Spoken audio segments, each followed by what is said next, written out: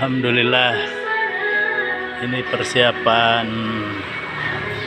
untuk acara siang ini sudah disiapkan dan mudah-mudahan acara hari ini dapat berlangsung dengan sukses,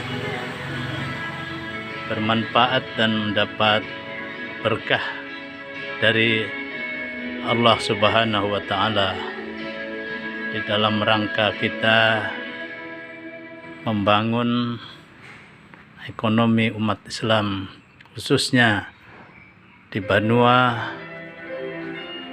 Provinsi Kalimantan Selatan, dan di Indonesia pada umumnya, melalui event Kongres Umat Islam Banua kedua yang diselenggarakan pada tanggal 6 November pukul 10 hingga selesai dapat berjalan dengan sukses. Fahmi Amrusi,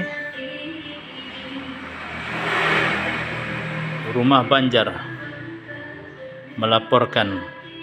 Assalamualaikum warahmatullahi wabarakatuh.